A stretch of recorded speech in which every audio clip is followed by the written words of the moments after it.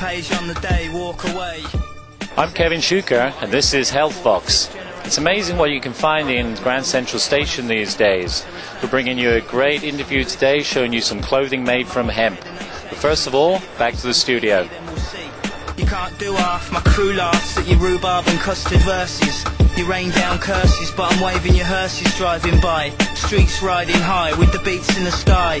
All stare, eyes glazed, garage burned down, the fire raged. For 40 days and in 40 ways.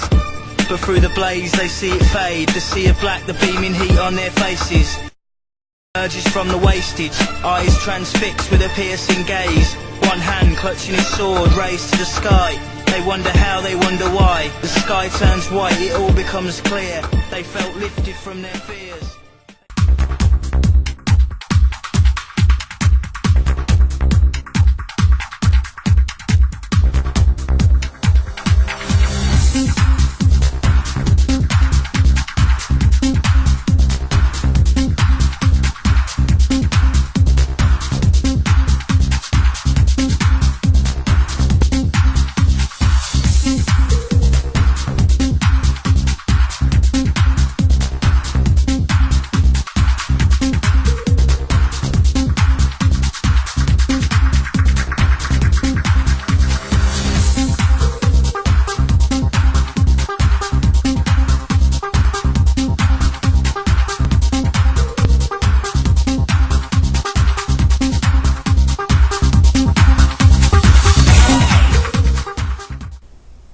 Good evening, I'm Kevin Schuker and this is HealthVOX. Today we've got a great show for you about a very controversial subject, and that subject is hemp. Now, hemp has a great history in America. It was first brought to America, came through Asia, and it was brought to America by the early colonial settlers. Did you know that both George Washington and Thomas Jefferson were both hemp farmers? In fact, the early drafts of the Declaration of Independence were both drawn up on hemp paper. So hemp has been a traditionally used product in America. Even during the war, soldiers' uniforms were made of hemp, and there was an encouragement for people to grow hemp. At one time, you could even pay your taxes with hemp in this country. Hemp is still used today in certain things like oils and papers, soaps, varnishes, clothing, and some heating fuels. In Ireland, they're even considering changing their traditional peat bog fuel and moving to a hemp fuel. Now, what is the great thing about hemp? Well, one of the amazing things about it is it's very resistant to bugs. Therefore, it needs no pesticides, very little fertilizers, and grows very easily. It has a pleasant minty smell, and it can grow up to about 17 feet tall in one growing season. It is an extraordinary renewable resource. So if it's such an amazing plant, how come we're not using it? Well, that's thanks to the National Drug Control Policy. Because the hemp plant looks very similar to its smokable cousin marijuana, it led to a freezing in the growing of hemp in 1936. Recently, Canada has emerged as a great producer of hemp and is experimenting with hemp farmers, and they are licensing their farmers. Now, the THC content, the part that gives people a high, can be no greater than 0.3% in hemp, which is much lower than the 0.9% commonly found to have a psychoactive effect. So you'd have to smoke a lot of this stuff in order to get high. Now, the use of hemp has gone back perhaps 2,000 years. It was originally used to make paper, and just prior to the industrial age, old clothes were ground up to make paper because those clothes were primarily made of hemp. With the Industrial Revolution and the need for greater paper products, we moved to trees, and that has caused the destruction of all primary forests here in the USA. Up until 1830, hemp was one of the most commonly traded commodities in the world, but today it only makes up about 0.5% of all pulp and paper production. However, things are beginning to change, and there are now some new hemp entrepreneurs on the market coming out with oils and soaps and changing our traditional ways of making things and moving them more towards hemp-based. There's new clothing, there's even a car that is driving around America that is driven and being used in hemp oil. So we're beginning to awaken to this great renewable resource, and today we've got a little interview for you with somebody that we met in Grand Central Station who uses hemp to make beautiful clothing. So we're going to go back to Grand Central Station and let's have a look at some hemp clothing.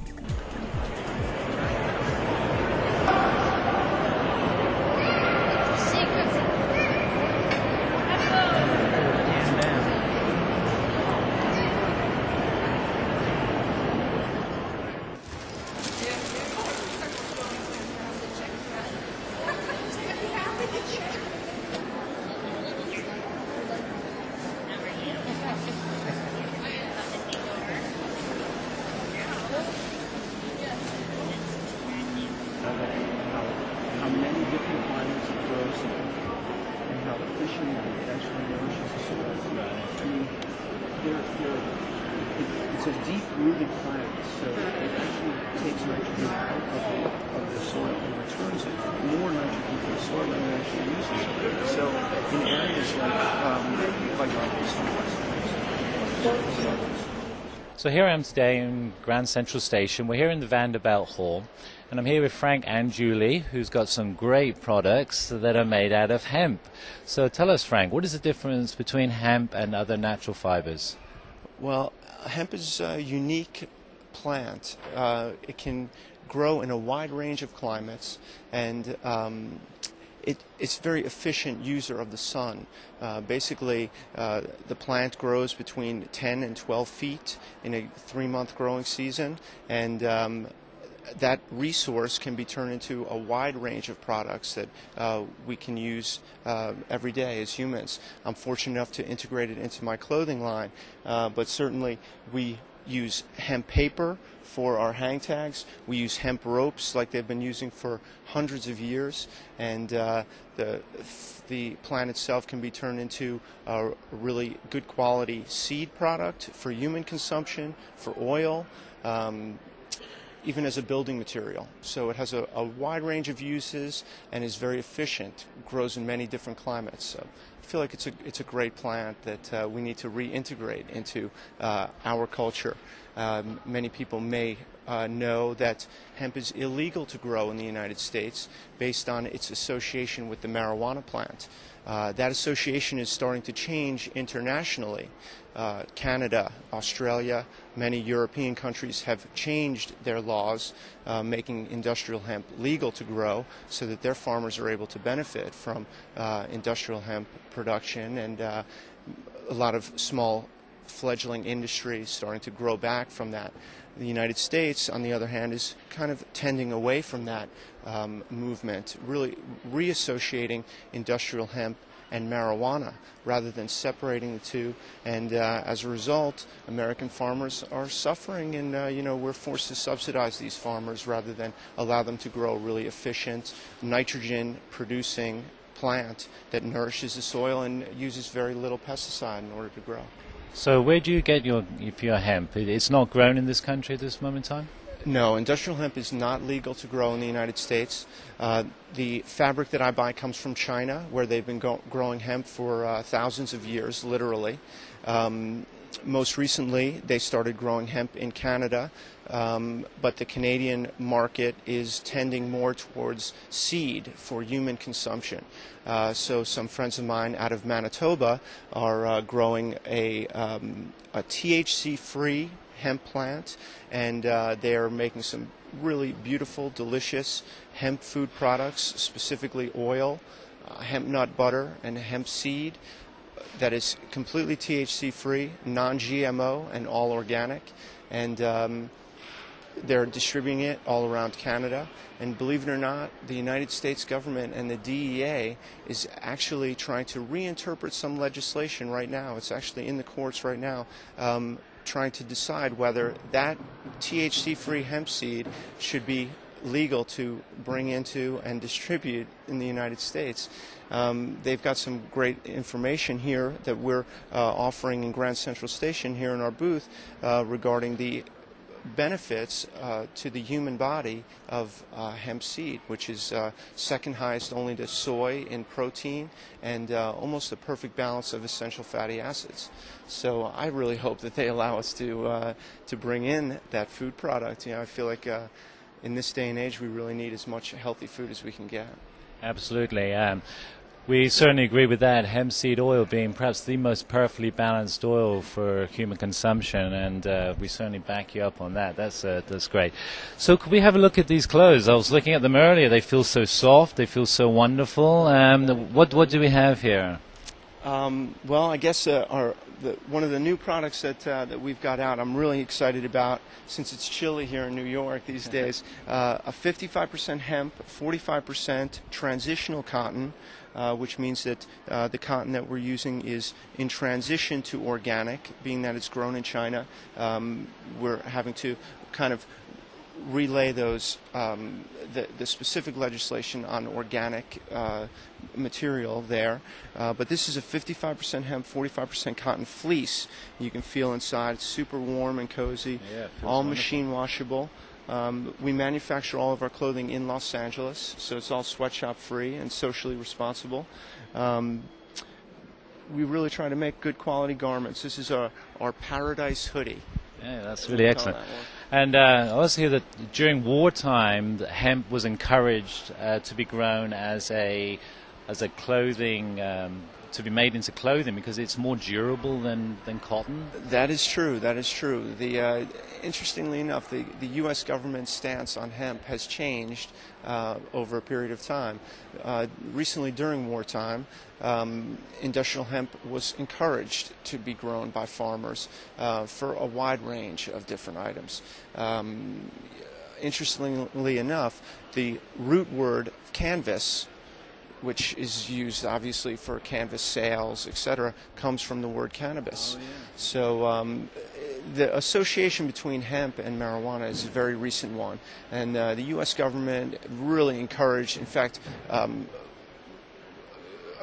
caused or offered subsidies to farmers during World War II to grow hemp for the war effort. And then after the war ended, we just kind of slipped back into a prohibition type period. So one time it was very American to be growing hemp, and now it's illegal to grow hemp. That's absolutely true. I mean, the first American flag was sewn out of hemp fabric, and our founding fathers here in America were hemp farmers, and also industrial hemp was actually used to pay taxes for a period of time in this country. Quite a crop. So let's have a look at that. You have some pants here as well. These look great. Here's another pair of pants, great for the Christmas season, I guess. This is called the California pant, as our company is based out in California, and these are kind of designed for the California lifestyle. Real nice, durable hemp cotton woven pant that is almost like a mix between linen and denim. It's got a nice weight to it, and it's also a 55% hemp, 45% cotton blend that's machine washable. You can beat it up, wear it just about every day in just about any situation, and it really performs for you. I usually tell people that they don't start really coming into their own as a pair of pants until they've been washed 10 or 15 times. Oh, okay, great. And I see you have other yoga books here. So are these popular with yoga practitioners? It seems like the yoga community has really embraced industrial hemp. Part of yoga, the root definition of yoga is union, and I think when you really start to look deep inside of yourself and try to really take care of your own body, that starts to spread to trying to take care of the planet. And I think it's really important when you look at industrial hemp as a resource and the limited resources that we have on this planet, we have to pick and choose really wisely. Finding resources, whether it's for clothing or paper, that give back to the planet rather than constantly taking away. It's really important, and the yoga community has really embraced that. We're making meditation cushions and pillows out of that hemp fabric filled with buckwheat hulls and other items that are just kind of comfortable, easy to wear items that just fit in with a yoga lifestyle. Wow, absolutely. Great. Was there anything else you'd like to show us here while we're looking? A couple other things to maybe point out. We make these Om banners. The Om sign is a traditional symbol, Sanskrit, kind of representing peace and tranquility and kind of simplicity. We also have some beautiful undyed wool blankets from a company called Indigenous Designs out of California that use organic alpaca and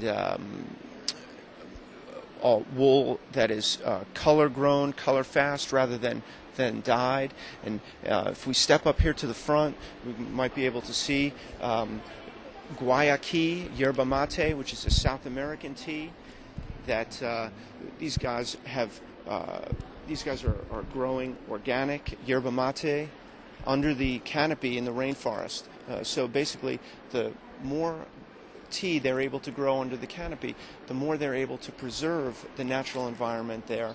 The less they're offering the indigenous people there a solution rather than cutting the forest back for meat production or even soy production, using the natural environment, using the canopy to grow a very good quality tea, what they call market-driven conservation.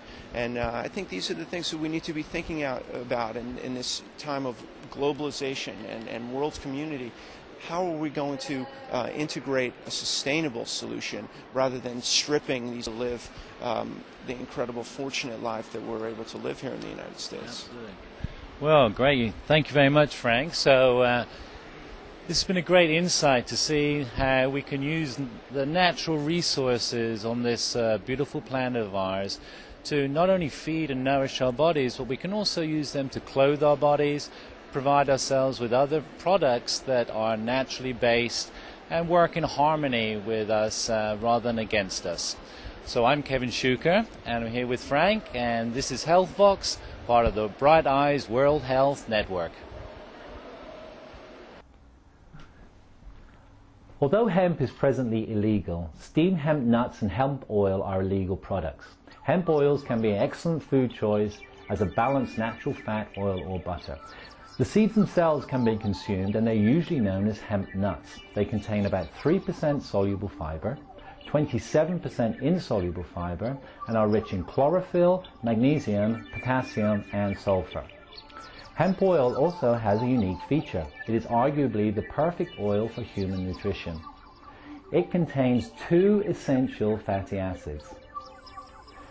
Linoleic acid is a polyunsaturated omega-6 fatty acid, and it's also found in safflower, sunflower, sesame, walnut, pumpkin and flax oil. Secondly, it contains alpha-linolenic acid, commonly referred to as an omega-3 fatty acid, and is also sometimes named a super polyunsaturated oil. It's usually found in flax, walnuts, soy and green leafy vegetables. Hemp also contains something called gamma-linolenic acid, which is usually found in borage, blackcurrant and primrose oils. Linoleic acid is a daily requirement. It is involved in oxygen transport through the red blood cells to the hemoglobin and directly into our cells. Essential fatty acids are easily spoiled by exposure to light and heat, so are routinely removed from processed and refined foods. It is the shelf life of many food items, but delivers a denatured product. A lifetime of eating processed food can cause long-term deficiency in mono and polyunsaturated oils. Deficiency symptoms of omega-6 linoleic acid include skin interruptions, hair loss, liver degeneration, dehydration, slow wound healing, male sterility, arthritis-type conditions, and circulatory problems. A deficiency in omega-3 alpha-linolenic acid would give rise to growth retardation, body weakness, learning challenges, visual impairment, paresthesia in the arms and legs, high blood pressure, dry skin and tissue inflammation. Hemp oil has the optimal combination of fats for excellent health and is the only vegetable oil to have this ideal combination. Many holistic healers recommend an increase in omega-3 fatty acids. Although an excellent recommendation, it should only be used for short-term 3 to 6 month period. Long-term use of this oil exclusively will lead to a deficiency in omega-6 fatty acids and an overdose of omega-3. Flax oil contains 4 times as much omega-3 to omega-6. Only in hemp oil is the perfect 3-to-1 ratio.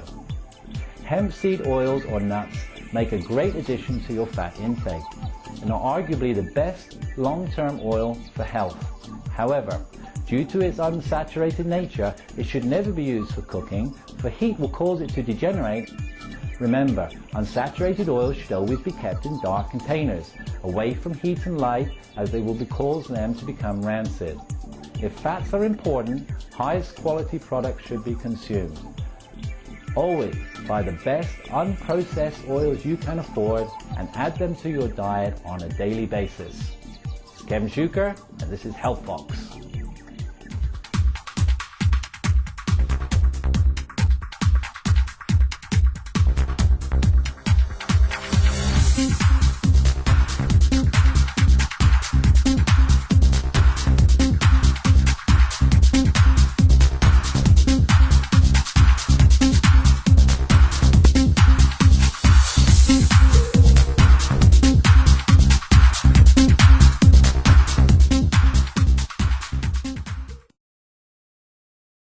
Enough hiding in other products. So how about just calling it fat? Because fat, unlike what people think, fat does not make you fat. Of course, we're talking about quality fat. The same way that brown rice is different than Wonder Bread, avocado is different than all these hydrogenated oils or from the fat of bacon.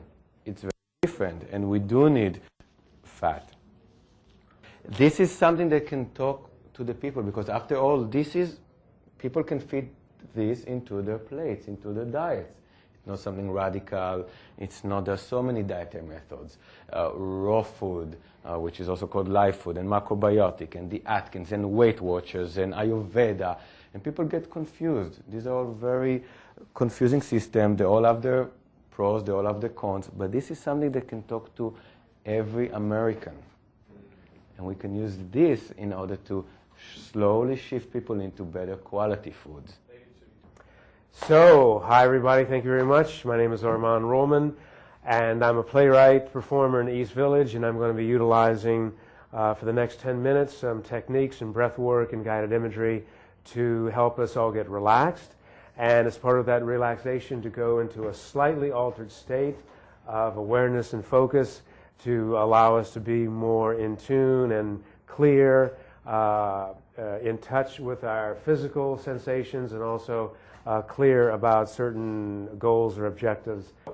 Just to kind of start off, let's just kind of shake things out and wiggle, waggle, and kind of, kind of make a little bit of noise and stretch. For those of you who do not know me, my name is Anna Tucker, and I do a variety of things. NLP is one of my favorite things that I do. I'm a psychotherapist, and I am a supporter of psychotherapy. I think there's a wonderful place for it. But I have found in my work that psychotherapy is not always so great for change. So you may understand the problem, you may know the source of the problem, you may know exactly why you do, but often it's difficult to actually change the behavior. One of the things that I'll talk to you about, one of the ways I like to apply NLP is to goal setting, is to success. And what I mean by that is whatever that is to you. Success means different things to different people. But one of the things I was always wondering about as well is what makes one person successful. What is it that makes one person succeed and another person perhaps gets stuck along the way, aside from having certain skills? So it's about using the mind in a certain way.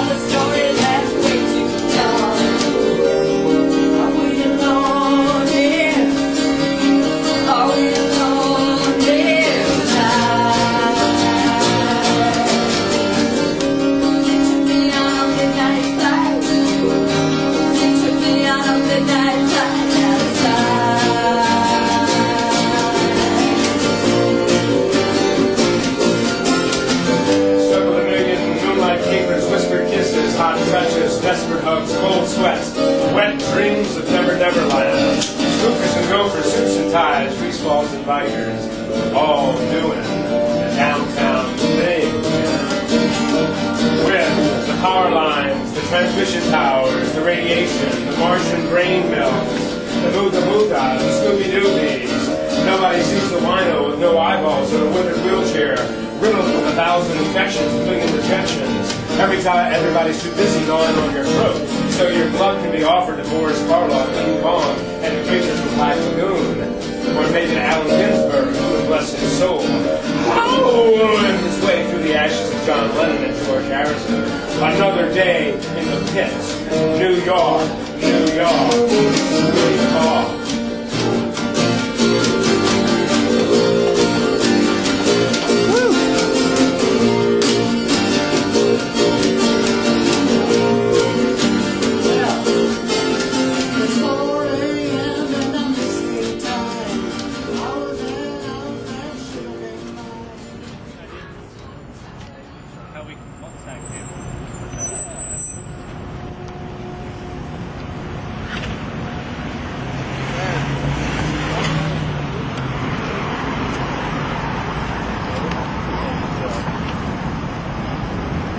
Finding out so much that people who love what they're doing, they just got so much information about it. Yeah, they just naturally know about it. Yeah. And they just, and they're very comfortable speaking about it. Yeah. I was just reading this incredible piece of...